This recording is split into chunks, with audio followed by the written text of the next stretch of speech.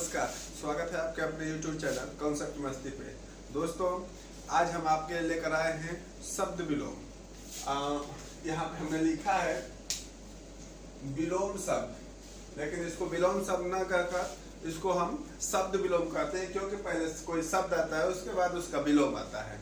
तो आइए देखते हैं, क्योंकि आप तो जानते हैं विलोम शब्द के कोई नियम कानून नहीं होते हैं। नियम थोड़ा सा यही है कि अगर संज्ञा कोई शब्द है तो उसका विलोम भी संज्ञा ही होगा, कोई सर्वनाम शब्द तो उसका विलोम भी सर्वनाम होगा। ये क्रिया विशेषण कुछ भी हो, जो भी विशेषण है तो विशेषण में ही रहेगा, मतलब सजाति ही विलोम बनेंगे, विजाति विलोम कोई नहीं बनेगा। इतना बस याद रखना है, और बाकी सब वही जानते हैं कि इसको रखना ही है। और उसमें रखने में ये देखना है कि हाँ भाई कौन सा इम्पोर्टेंट है। और खास तौर पे कुछ आजकल पेपर में ऐसे ऐसे प्रश्न पूछे जा रहे हैं जो हम नाम ही नहीं सुने, जिनका सही से अर्थ ही हम नहीं लगा पा रहे हैं, वैसे वैसे प्रश्न पूछे जा रहे हैं। और जो देखते हैं कि आजकल उल्टा पूछे जा रहे हैं, विपरीत शब्द। जैसे कि पहले हमें दे दिया जाता था कि दिन का विलोम क्या होता है, दिन पूछता था, हमें रात लिखना होता था। अब पूछता है कि रात पूछता है, दिन का विलोम लिखना होता है। ऐसे जब सवाल बना देते हैं, जब ऐसे क्वेश्चन पूछ देते हैं तो वो बहुत कठिन हो जाता है। आइए कुछ इम्पोर्टेंट नहीं बल्कि मोस्ट इम्पोर्टेंट प्रश्नों को हम देखते हैं और विलोम को देखते हैं कि उसका क्या क्या विलोम होगा, कैसे क्या होता है। आइए उसको देखते हैं। यहाँ पे जो हमने कलेक्शन लिखा है दोस्तों, ये सब वेरी वेरी मोस्ट इम्पोर्टेंट शब्द हैं और उनके विलोम हैं। और साथ ही साथ ये सभी एक बार नहीं बल्कि 10-15 बार अपनी परीक्षाओं में आए हुए हैं। आइए देख किस बात की, इसको शुरू करते हैं। दोस्तों देखिए, इधर हमने लिखा है शब्द, इधर शब्द है, इधर विलोम है। जो हम शब्द जानते हैं, जिसके बारे में अच्छे से हम जानते हैं, उनको हम शब्दों में लिखा है, और जिनका विलोम थोड़ा कठिन है उनको मैंने विलोम में लिखा हुआ है। आइए देखते हैं। देखिए यहाँ पे लिखा हुआ है कि दानी, दानी, दानी का विलोम क्या होगा? कृपण। दानी का विलोम कृपण। अब जो नए नए प्रश्न आ रहे हैं उसमें क्या दे रहा है, या तो सीधा से दे रहा है, नहीं तो पूछ रहा है कि कृपण का विलोम क्या होगा। कोई या तो पैराग्राफ दे देगा, उसमें से उठा देगा कि हाँ इसमें जो कृपण आया है उसका विलोम क्या होगा, या फिर सीधे सीधे भी दे सकता है कि कृपण का विलोम क्या होगा। तो हमें दोनों याद रखना है, ये दानी और कृपण दोनों, कि हाँ दानी का कृपण होता है और कृपण का दानी होता है। तो दानी का विलोम कृपण, ये भी वेरी वेरी मोस्ट इम्पोर्टेंट है दोस्तों। यहाँ पे आप लिख लें, वेरी मोस्ट इम्पोर्टेंट। दानी का कृपण होता है। ज्येष्ठ, ज्येष्ठ का कनिष्ठ होता है। ये तो सबको पता है, मैंने लिख दिया, ये बहुत इंपॉर्टेंट उदाहरण है। ज्येष्ठ का कनिष्ठ होता है। क्रीस, क्रीस देखिए, क्रीस क्या होता है? क्रीस मतलब हिष्ट पुष्ट होता है। एक और होता है, यहाँ पे हमने वन लिखा है, यहाँ पे लिखा है स्थूल। क्रीस का मतलब स्थूल भी होता है, यानी कि आकार में बड़ा और ठोस। इसका मतलब स्थूल होता है। मजबूत जो चीजें होती हैं उनको हम क्रीस कहते हैं, हिष्ट पुष्ट। क्रीस हिष्ट पुष्ट, ये बहुत अच्छा उदाहरण है, बहुत फेमस उदाहरण है और बहुत इंपॉर्टेंट उदाहरण है। जितने भी क्रीस हम फिल्म देख रहे हैं उसका एक अर्थ है, जिसका मतलब होता है क्रीस। क्रीस का विलोम स्थूल होता है। क्रीस का विलोम स्थूल, ये भी मोस्ट इम्पोर्टेंट है। सभी इम्पोर्टेंट है, लेकिन इम्पोर्टेंट में से भी मैं मोस्ट इम्पोर्टेंट आपको बता रहा हूं। अब आइए विनीत, विनीत, विनीत मतलब उद्धत। विनीत का होता है उद्धत। अब पूछ देगा, या तो विनीत का उद्धत पूछ देगा, तो उद्धत हमें खुद ही नहीं पता है क्या होता है। तो आप जब याद रखिए, विनीत मतलब उद्धत होता है। ये भी बहुत बहुत मोस्ट इम्पोर्टेंट है। आप देखिए, श्री गणेश, किसी भी काम का शुरुआत करने से पहले हम कहते हैं कि श्री गणेश किया जाए, यानी कि किसी भी कार्य का शुरुआत करने से पहले श्री गणेश किया जाता है, गणेश जी की पूजा की जाती है, उसी से कार्य की शुरुआत मानते हैं। तो श्री गणेश मतलब शुरुआत, और खत्म इतिश्री से करते हैं, इतिश्री खत्म। तो आप इसको याद रखिए, ये भी बहुत इंपॉर्टेंट है। श्री गणेश का इतिश्री, ये भी मोस्ट इम्पोर्टेंट। प्राचीन, प्राचीन जब शब्द है, प्राचीन का विलोम अर्वाचीन। प्राचीन का विलोम अर्वाचीन ये कोई उतना कठिन नहीं है, लेकिन ये इम्पोर्टेंट है, बहुत इम्पोर्टेंट है, इसलिए मैंने इसको लिख दिया है। ये भी वेरी इम्पोर्टेंट है। प्राचीन, प्राचीन का विलोम अर्वाचीन। आलस्य, आलस्य मतलब आलसी होता है, जो कुछ नहीं करते हैं, चुपचाप बैठे रहते हैं, चलना फिरना पसंद नहीं करते, कोई काम करना पसंद नहीं करते हैं, उनको आलसी कहते हैं। आलस उसको कहते हैं आलस्य। और जो बच्चे बहुत भाग दौड़ करते हैं, खेलते कूदते हैं, बहुत झगड़ा करते हैं, उनको उद्यमी कहते हैं। उद्यम, आलस्य का उद्यम होगा, इसको आप याद रखिए, ये भी मोस्ट इम्पोर्टेंट है। उन्मूलन, उन्मूलन मतलब विनाश कर देना, उसको उखाड़ के जड़ से उखाड़ कर फेंक देना, उसको उन्मूलन कहते हैं। उन्मूलन का विलोम है रोपण। रोपण आ जाएगा, उन्मूलन का विलोम क्या है तो रोपण लिखेंगे, या फिर आ जाएगा कि रोपण का विलोम क्या है तो आप उन्मूलन लिखेंगे। ये भी मोस्ट इम्पोर्टेंट है, कई बार ये सब पेपर में आ चुके हैं। अब देखिए स्वस्थ, स्वस्थ हम देखते हैं, हम कहते हैं स्वस्थ और अस्वस्थ। देखिए स्वस्थ का विलोम अस्वस्थ होता है, लेकिन जो नया विलोम आ रहे हैं, जो नया विलोम पूछ रहे हैं, वो ये अस्वस्थ वाले ऑप्शन को नहीं दे रहे हैं, उसके स्थान पर दे रहे हैं रुग्ण। अस्वस्थ भी एक ऑप्शन होता है, स्वस्थ का अस्वस्थ भी एक ऑप्शन होता है, लेकिन अस्वस्थ ज्यादा इंपॉर्टेंट रुग्ण है। रुग्ण, इसको एकदम याद रखिएगा, रुग्ण को, ये वेरी मोस्ट इंपॉर्टेंट है। स्वस्थ का विलोम रुग्ण। कौटिल्य, कौटिल्य देखिए ये भी बहुत है, आजकल वेरी वेरी इंपॉर्टेंट में चल रहा है ये कौटिल्य, इसको आप याद रखें। कौटिल्य, कौटिल्य का विलोम आर्जव। अगर दे देगा कि नहीं कौटिल्य का विलोम क्या है, आर्जव, तो एक और विलोम होता है कौटिल्य का, लेकिन आर्जव वेरी वेरी मोस्ट इंपॉर्टेंट है, इसलिए मैंने इसी को लिखा हुआ है, उसको आप याद रखिएगा। कौटिल्य का विलोम आर्जव होता है, या फिर पूछ दे कि आर्जव का विलोम क्या होता है तो कौटिल्य आप लिखेंगे एकदम। ये इसको मानिए most most important, most important. कौटिल्य, आर्जव, नाम ही नहीं सुना है तो आदमी कहां से करेगा भाई। आर्जव कौटिल्य मतलब होता है, कौटिल्य का विलोम आर्जव होता है। अब देखिए मसरेण, मसरेण का रुद्र, मसरेण का विलोम रुद्र होता है, इसको आप याद रखिए। सॉरी, रुद्र का मैंने कहा रुच्छ होता है, मसरेण का विलोम रुच्छ होता है। अगर पूछ देगा मसरेण का विलोम क्या है तो रुच्छ आप लिखेंगे, या फिर पूछेगा कि रुच्छ का विलोम क्या है तो मसरेण आप लिखेंगे। ये भी वेरी वेरी मोस्ट इंपॉर्टेंट है, ये भी वेरी वेरी मोस्ट इंपॉर्टेंट है। अस्थावर, अस्थावर ये तो समझ लीजिए कि मोस्ट इंपॉर्टेंट का भी मोस्ट है, इतना है, बहुत इंपॉर्टेंट ये उदाहरण है अस्थावर। लगभग मैंने जितना भी पेपर दिया है उसमें से हमने लगभग 10 पेपर दिए होंगे सारी प्रतियोगिताओं का, उसमें से 6-7 में तो ये आ ही गया है अस्थावर जंगम। एक में गलत हुआ, मैंने रट लिया पूरी तरह से, और आज सब जितने में आते सब में सही करता हूँ। अस्थावर का विलोम जंगम होता है, ये आप याद रखें, इसको आप लिखिए very very most important, very very most important. अस्थावर मतलब जंगम, अस्थावर का विलोम जंगम होता है। अब देखिए सुधा का गरल, सुधा मतलब जानते हैं कि अमृत का पर्यायवाची है, मतलब सुधा मतलब अमृत होता है, उसका विलोम गरल होता है, इस चीज को भी आप याद रखें। सुधा का विलोम गरल, या फिर गरल का विलोम पूछे कि कौन है तो सुधा लिखेंगे। खास तौर पे अक्सर ये पैराग्राफ में पूछ देता है कि सुधा का विलोम बताइए। आइए अगले प्रश्न चलते हैं, ये भी बहुत इंपॉर्टेंट है, वेरी इंपॉर्टेंट। पाश्चात्य, पाश्चात्य मतलब कि पुराना, पाश्चात्य मतलब पुराना होता है, या फिर दक्षिणी सभ्यता को पाश्चात्य हम बोलते हैं, यानी कि वो पुरानी सभ्यता है, उसको भी बोलते हैं पाश्चात्य। पाश्चात्य का पौरस्त्य, पौरस्त्य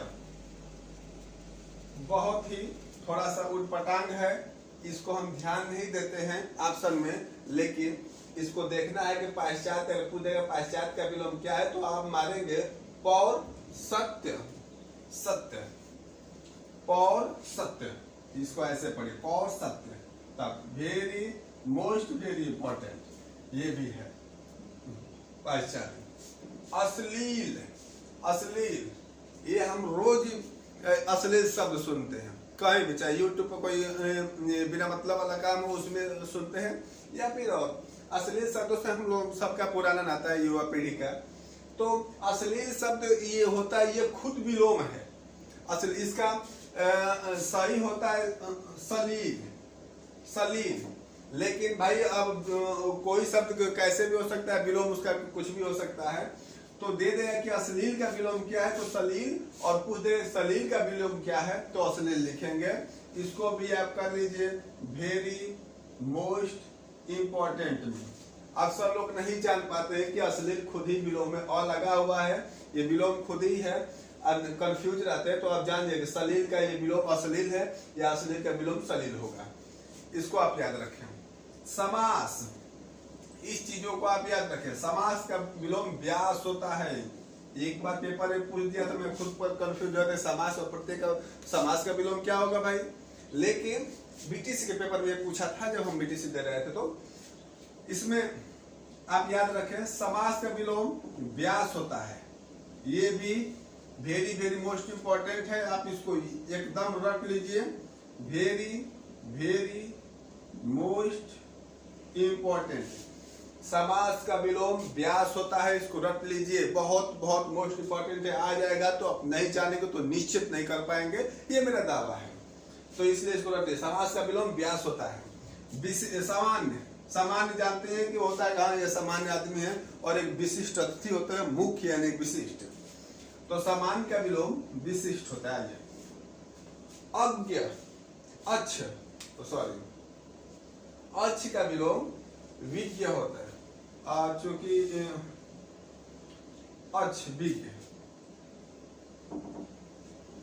आइए अब नैसर्गिक, नैसर्गिक मतलब क्या होता है, नैसर्गिक मतलब पुराना होता है, भले नए इसका नाम है लेकिन इसका मतलब पुराना होता है। पुराना कहने का मतलब है कि पुरानी जो अपने आप चीजें बनी हुई है, जो ईश्वर की बनाई गई है, पर्वत हुआ, पृथ्वी हुआ, वो चीजों को नैसर्गिक कहते हैं। और नैसर्गिक का विलोम कृत्रिम होता है, जो मानव ने बनाया है।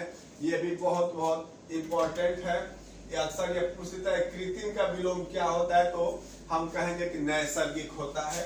ये भी वेरी मोस्ट इम्पोर्टेंट है।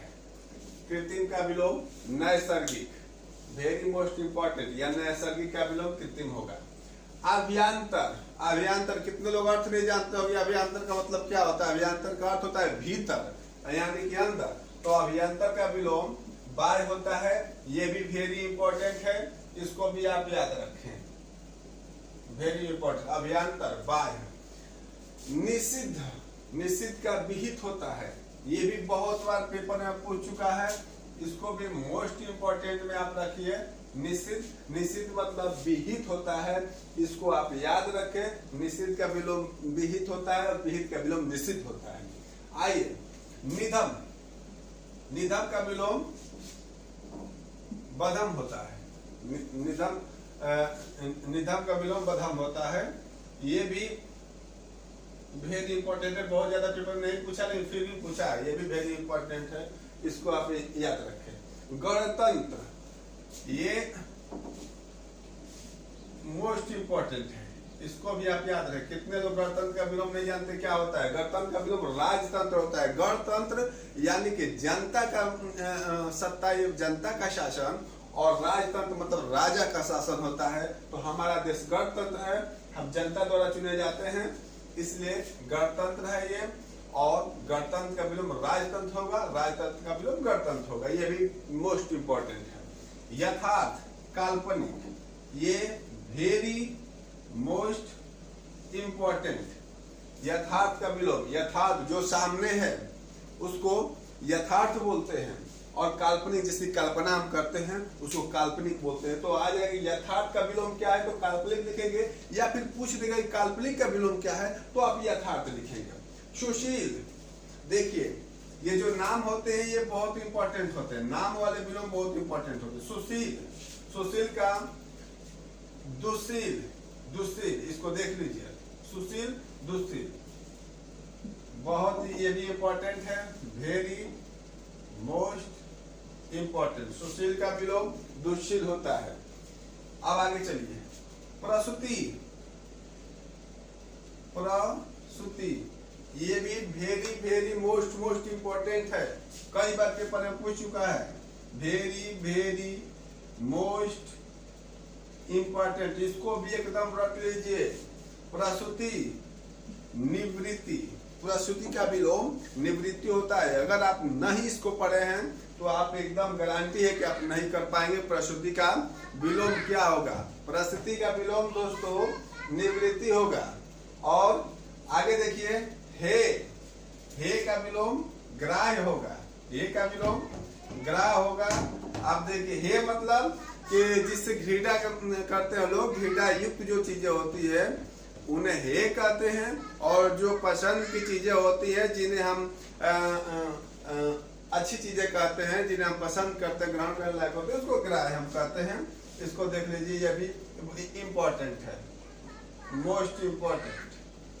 अब देखिए खंडन, खंडन ये भी वेरी मोस्ट इम्पोर्टेंट है, वेरी मोस्ट इम्पोर्टेंट।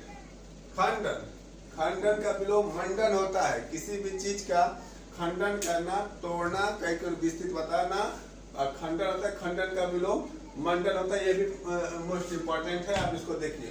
सूक्ष्म, सूक्ष्म मतलब छोटा, और स्थूल मतलब बड़ा होता है। तो देखिए सूक्ष्म का स्थूल होता है, ये भी मोस्ट इम्पोर्टेंट है, इसको भी याद रखिएगा। सूक्ष्म स्थूल। आलोक, आलोक मतलब तिमिर, तिमिर, आलोक मतलब तिमिर, ये भी मोस्ट इम्पोर्टेंट है, इसको भी आप याद रख सकते हैं। आलोक, तिमिर, या फिर तिमिर पूछ देते, तिमिर का विलोम क्या होता है? तो आलोक होता है। रीजु, रीजु मतलब सीधा होता है, 180 अंश रीजु सीधा होता है, और रीजु का विलोम वक्र होता है, रीजु का विलोम वक्र होता है, ये भी मोस्ट इम्पॉर्टेंट है, इसको आप देख सकते हैं। जड़, चेतन, अक्सर पूछता है जड़, अक्सर साथ में आता है जड़ और चेतन, ऐसे कहते हैं, लेकिन विलोम साथ में कैसे दे सकता है? जड़ पूछेगा तो आप चेतन करेंगे, चेतन पूछेगा तो जड़ करेंगे, तो यहाँ चेतन है, चेतन का जड़ होगा, ये भी वेरी इंपॉर्टेंट है। कृपा, कृपा को कोप कहते हैं, कोप, कृपा का विलोम कोप होता है, इसको भी नहीं जानते तो नहीं कर पाएंगे, इसको भी मोस्ट इंपॉर्टेंट में रखिए, कृपा कोप होता है। अमित, मैंने बताया है कि नाम जो होते हैं वो बहुत इंपॉर्टेंट होते हैं। अमित, अमित का परिमित होता है, अमित, परिमित, उसको देखिए, ये भी वेरी वेरी मोस्ट इंपॉर्टेंट है। अमित, अमित का विलोम परिमित होता है, ये भी very very very very most important है। जारज, औरस, जारज, औरस, ये भी बहुत इंपॉर्टेंट है, वेरी मोस्ट इंपॉर्टेंट, ये भी कई बार पेपर में पूछ चुका है। जारज का विलोम औरस होता है। धवल, धवल का विलोम श्याम रंग होता है, कृष्ण रंग होता है, धवल का विलोम, इसको भी याद रखिए, ये भी मोस्ट इंपॉर्टेंट है। धवल का विलोम श्याम होगा या कृष्ण होगा, या फिर पूछ देगा श्याम का विलोम तो धवल लिख सकते हैं यार।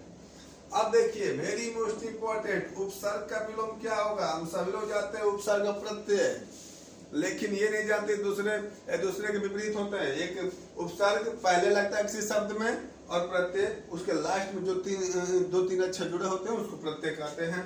तो उपसर्ग का विलोम प्रत्यय होता है, ये लिखिए, very very most important, very very most important. उपसर्ग का विलोम प्रत्यय होगा, या फिर प्रत्यय का विलोम उपसर्ग होगा, उपसर्ग का विलोम प्रत्यय, प्रत्यय का विलोम उपसर्ग होगा, इस चीज को याद रखिए। परुष, परुष मतलब कोमल होता है, कितने लोग उसको पुरुष जल्दी जल्दी पढ़ लेते हैं, घबराना नहीं है, कोई भी चीज आए तो उसको आराम से उस प्रश्न को पढ़िए, तब उसे विचार कीजिए। परुष, ये पुरुष नहीं है, परुष है। परुष का विलोम कोमल होगा, परुष का विलोम कोमल होगा, इसको याद रखें। ये भी आपका मोस्ट इंपॉर्टेंट है। परुष का विलोम कोमल होता है। परुष मतलब कड़ा होता है, एकदम जो जिम वाले शरीर होते हैं उसको परुष कहते हैं। एसरा, वेरी वेरी मोस्ट इंपॉर्टेंट। एसरा वेरी वेरी मोस्ट इंपॉर्टेंट। कहाँ लिखे, यहीं पे लिख देते हैं, देखिए, वेरी वेरी मोस्ट इंपॉर्टेंट। एसरा कई बार, लगभग 20 बार ये पूछ चुका है कि एसरा का विलोम क्या होगा। तो एसरा का विलोम निष्काम होता है, या पूछेगा कि निष्काम का विलोम क्या होता है, तो एसरा होता है। भौतिक, भौतिक का विलोम आध्यात्मिक होता है, ये भी कई पेपर में पूछ चुका है। मोस्ट इंपॉर्टेंट ये भी है, आप याद रखिए, भौतिक का विलोम आध्यात्मिक होता है। तो इस तरह से आप दोस्तों देख रहे हैं कि कुछ चीजें इंपॉर्टेंट है, तो कुछ वेरी इंपॉर्टेंट है, कुछ वेरी वेरी मोस्ट इंपॉर्टेंट है। ये जितने भी हमने यहाँ पे लिखा है सब वेरी के ऊपर के वेरिएंट है। वेरी वेरी मोस्ट इंपॉर्टेंट है। आप पेपर देने जाने से पहले इनको एक बार रट लें, अच्छे से पढ़ लें, समझ लें। डेफिनेटली है कि आप अच्छे स्कोर करेंगे विलोम शब्द में, इसमें कोई डाउट नहीं है, क्योंकि ये जितने भी यहाँ पे हमने लिखा हुआ कुछ और हैं जिनको मैंने इसलिए नहीं लिखा है, बहुत ज्यादा हो जाएगा, आप रख नहीं पाएंगे। लेकिन ये जितने भी मैंने यहाँ पे लिखा हुआ है, इनको पूरी तरह से निचोड़ लिखा हुआ विलोम का, जितने भी हैं उनका very very important, most important मैंने देखा। आप इसको याद करें, इसको पढ़ के जाएं और पेपर में अच्छे नंबर लेकर आएं। आपको कोई शिकायत हो, कोई प्रश्न हो, कोई सुझाव हो, तो आप हमें कमेंट बॉक्स में लिखकर हमसे प्रश्न पूछ सकते हैं, हमसे बातें कर सकते हैं। हमारे टेलीग्राम चैनल भी से जुड़ सकते हैं, कॉन्सेप्ट मस्ती हिंदी साहित्य से। और साथ ही साथ अगर ये वीडियो आपको अच्छी लगी हो तो इसको अधिक से अधिक लाइक करें, अपने दोस्तों में शेयर करें और इस चैनल को सब्सक्राइब करें। तब तक हम मिलते हैं नेक्स्ट वीडियो में। दीजिए हमें इजाजत, नमस्कार।